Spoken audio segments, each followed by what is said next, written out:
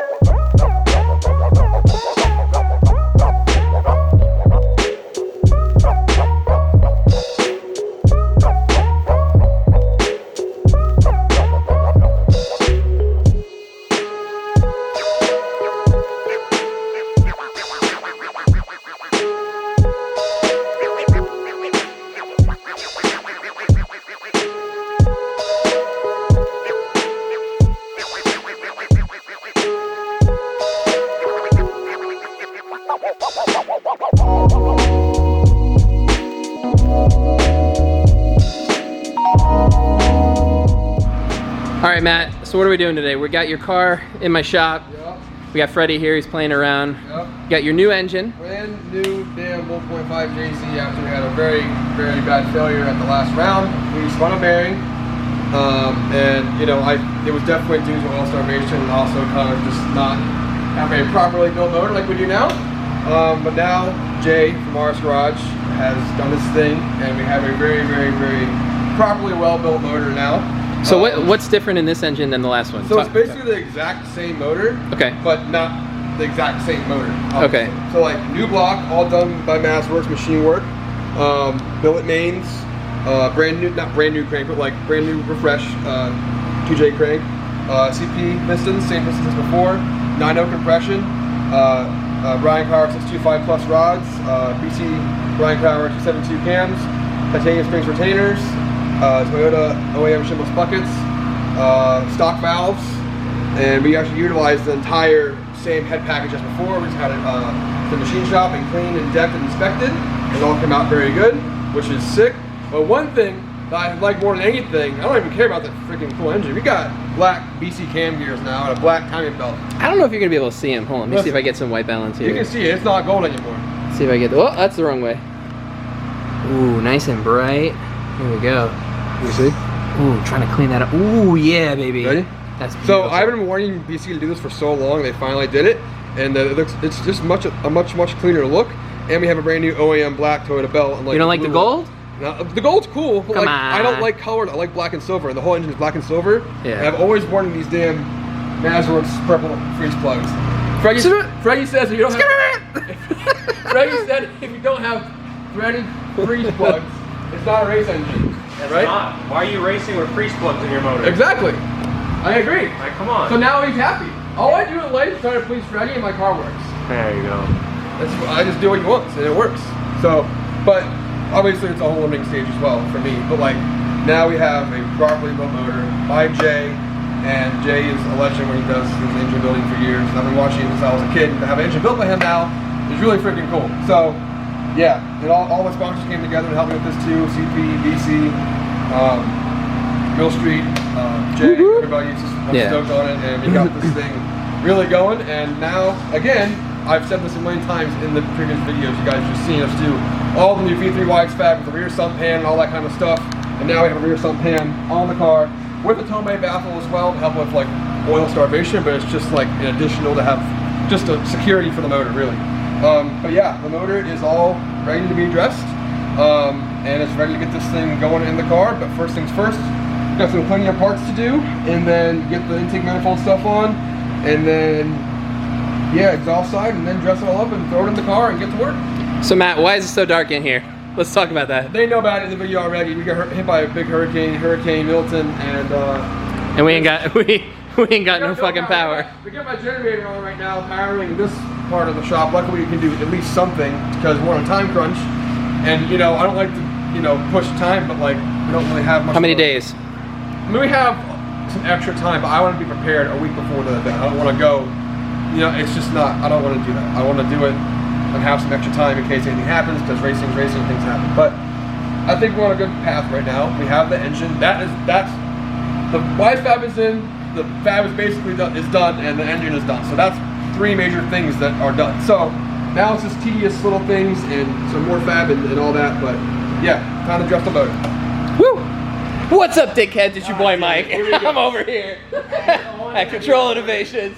We got Matt Shulman in his new motor. We're gonna drop this bitch in with Freddie's help. Hannah's gonna get in there. She can't even see her. She's white blasted. And we're gonna fucking get this engine out, this test engine. We're gonna get the new engine in, and we're gonna go testing right up in this bitch. Let's go. Why don't you do YouTube, Michael? Alright, it's now just me here getting the engine dressed up. But let's look at it one more time before it's all dressed up. This thing is absolutely beautiful. All the machine work done by Mazworks. Actually, the head was done by Advanced Cylinder Heads, and this thing just looks so damn freaking nice. Have the new Raddan cam sensor block-off plate right here, because we only use one of them in the back. New Raddan oil pan plug as well. And it just looks so freaking sweet, man. I'm so freaking happy right now. This thing is beautiful.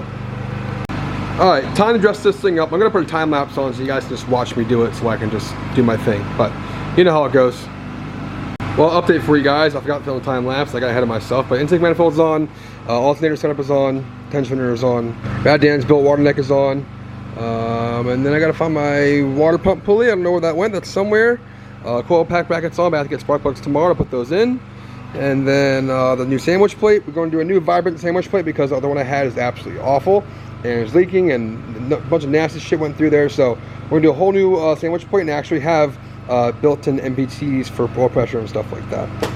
Alright, I'm calling it a night for now, guys. God dang, this thing looks so freaking good. So I'm going to do some new lines, as in the new oil drain, because it's way down here now over here. So tomorrow we'll make that. The turbo's is clocked a certain way right now. It's still loose. But and then my water pump pulley's in the other shop. Got to grab that. And a few other little dumb little things, knickknacks here and there. And then we'll get this thing in the car and ready to run. Alright guys, it's the next day and progress is going along very well. I'm trying to film the best I can, but I don't have much time to like go into deep detail. But you guys see me do this many times. But if you're new to the channel, you know, we've had a lot of issues in the past with engines and stuff. But this current issue is not one we've ever had before. But now that we had that issue, we want to do everything you can to avoid it. So new engines basically together. But now the clutch in the car has been there for about a year on like a full season at like 16-ish events, and I pulled it out and the action clutch is looking really good. So here we have my 8.5-inch twin disc action clutch that I helped develop with them for the G-Force dog box to JZ setup. So basically it's a JZ clutch with a GM26 spline shaft for the G-Force GSR. GM style, but with a JZ clutch. So you want to have 8.5-inch twin disc on these cars, well, with these clutches, because the smaller the discs are, all the heat gets absorbed in there and it just stacks and stacks and stacks, and it not last long at all. Some people have the triple disc clutch stuff, and that stuff, like, they're swapping clutches like every other event. And I've had this clutch in here, about 800 horsepower, the whole season, and for a whole season, there's still plenty on there. The floaters got a little hot, of course, it's normal, and there's a lot of, you know, a lot of marks, heat marks and stuff like that, but that's totally normal. The clutches look good. I could 100% leave this clutch in there the rest of the season, but I want to put a brand new action clutch in the car to have it fresh with the new engine, and as well for next year as well. So I don't want to take this engine back out of the car once it goes in this time. So everything we can to do, you know, a dyno day, test day, last round, maybe a few events in the off season, and then we will go and continue on to the next season, whatever we're going to do with that. So yeah, but fresh action clutch going in. Again, 8.5-inch twin disc JZ clutch with the GM 26 spline to fit the GSR dog box. I got a fresh action clutch all ready to go, aligned right there. Our other flywheel, I didn't have time for it to do a machine shop surface, so I did a little bit of grinding action, you know, trackside maintenance. Better than a glazed flywheel, so that is ready to be installed as well. And then now we have to get some spark plugs, gap them, get them in the motor, and then get the coil packs in there. And then I'm pretty sure the motor's fully dressed at that point. Then get it off the stand, get the action clutch on, and then bell housing, and then be good to get it in the car. Alright guys, the engine is fully dressed and ready to go in the car. So this thing is a brand new 1.5 JZ, Brian Carr rods, Brian Carr 272 cams, CP pistons, Mazda machine block, built by Jay himself at RS Garage, and this thing is just beautiful. It looks the same but different. Of course, got the Garrett G35 750 turbo on there, T-Schwartz fuel rail, T-Schwartz injectors, Freddy slash Shift HQ's new belt system right here on the bracket of the alternator. Brand new fluid damper pulley, crank pulley. We got Raddan's new cam sensor block off, because we only use one of them, and then also Raddan's new block off down there as well. We also got the rear sump pan and hole set up from Dan himself. And now we have the new vibrant sandwich plate on there as well. No more crappy Mishimoto shit on there. So it's all brand new, nice, and ready to go. And it's just a bunch of people, a bunch of companies, a bunch of time, a bunch of effort, all into one. And I can't thank my sponsors enough. And my main sponsor for sure helped me out with this thing. So getting this thing in the car is going to be amazing. Again, I could absolutely no way ever do this stuff without all of my sponsors combined and all my friends and resources, because this stuff is a lot of work and we got it done in a very, very quick manner. Alright, now it's time to get the action clutch on to the engine itself, torque it down, and then get the bell housing on there and be done for the day. I got the action clutch 8.5-inch twin disc all spec'd on and torqued down, flywheel, torqued down pressure plate and everything. Now it's time to pull out the alignment tool. If you guys didn't know, you guys always want to get one of these. Actual metal alignment tools will make your twin disc installation so much better. The plastic ones are not ideal. Every time I use this, trans goes right in with ease. Alright guys, it is finally time to get the new JZ in the motor. It has been weeks and weeks of solid work with the new WiseFab V3 setup, fitting the motor, fabric on the trans tunnel, fabric on the subframe, fabric on all the new stuff, planning, dealing with the hurricane, timing, losing power. All this stuff has been now down to this moment to where the new 1.5 JZ, built by Jay at RS Garage, is going to be going in the car. Alright, brand new motor on the engine hoist, ready to go in. Gonna move some stuff around, we'll roll it in there and get it slugged up in there, and get the bell housing on there, trans on, and make sure everything else fits, and then go from there. Going off of the measurements we had on the mock-up motor, we definitely are going to have to do a new downpipe, or modify my current downpipe to fit with the new setup and the wastegate as well.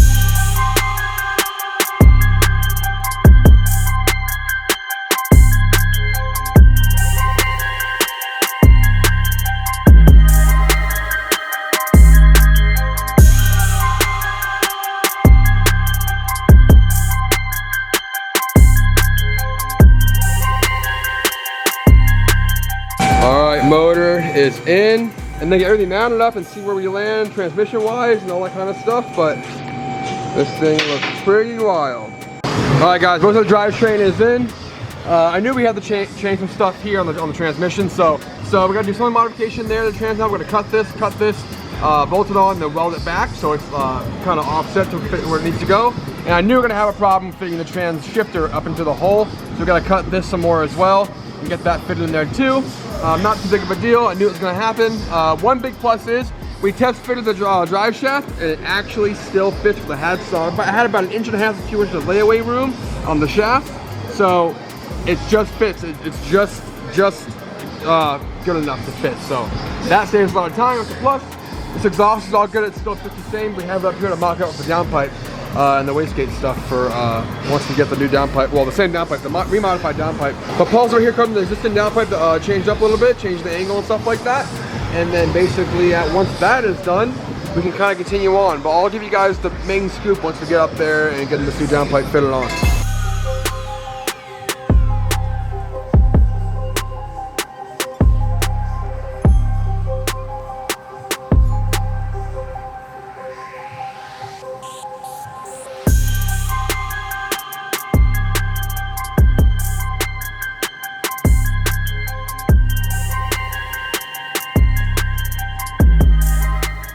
All right, Paul got the trans mount all welded up. Get some sealant on there, be good to go. Get it in the car, and then Fab's pretty much done, right?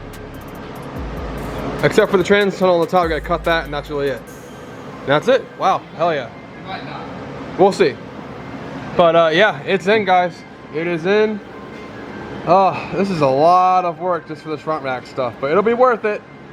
And then it's way more reliable with engines. But the engine is in the car, trans is in the car, it's all in. I've already started plumbing some new stuff on here. I haven't showed you guys yet. Tomorrow when I come back, I'm gonna start plumbing everything, get it all connected and ready to go. And we should be good to go to get this thing like done by like tomorrow, really. All right guys, we are going. I kind of just went ahead and started getting the harness ran, all the other stuff ran, other lines, all the stuff's already made, just to get as far as I can down the road to this engine being done. So I'm very stoked, and we're almost to the finish line. So we might get this thing running tonight. We're gonna run it tonight and then make sure it's all good. My intercore piping is too short. We're going to run it without intercore piping because I have to get that refabbed up, but tonight I need to make sure it runs good when Freddy's free. So Freddy's free tonight, we get this thing running tonight and make sure it's all good and then go from there. All these things looking really good. And now my fuel rail is very close to the firewall. So we gotta make this work, and we can't fit the old Dash 90 there because it's too close to the firewall. But lucky enough, we have these awesome radian fittings, Dash 8 ORB to Dash 6. Banjo goes right in, and it's for flat surfaces and tight spaces, and it can go right to the rail, to a straight here, to a straight fitting going to the regulator. So I ended up having to pull the rail out because I could not get to the fitting to tighten this Banjo swivel in the back of the rail with the firewall there. So I pulled the whole rail, and while we're having that, I'm gonna swap the injectors, put some fresh Works 1500cc injectors in here. These have been perfectly fine all year, but while I have it out, put some freshies in for this last round and for next season and get these sent back to Works, checked over, cleaned, inspected, sent back to us as spares. All right, we have reached the point to where we can start the brand new motor. This has been a absolutely insane task, not the motor stuff, more of fitting the motor, the new wise fab, all that stuff, but it's been like basically like 3 weeks straight of work, despite the hurricane, and this thing is done. It's done. The motor's in. We got some. Well, we got cheap oil, and I fucked up, got synthetic, and we put 301 in there for the startup. We'll just waste it, whatever. But I'm pretty sure ready to fire this thing up. We're draining all of the 1E and starting it on 93 octane. That way the cylinder walls don't get washed. Once you do like a nice break-in process of letting it idle for a little bit, get the first heat cycle in, we will convert back to 1E and put some fresh oil in it, and then to the dyno on Wednesday. So, all right, it's time to start this new motor.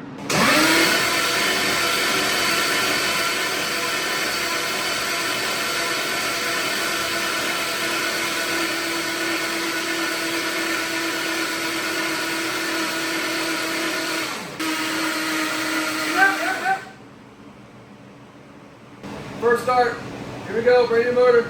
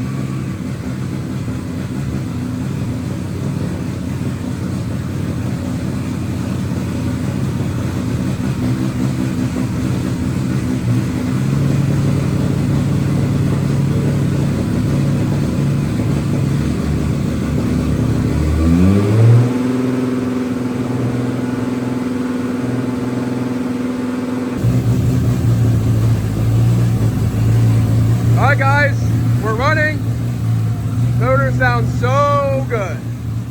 This thing sounds sick.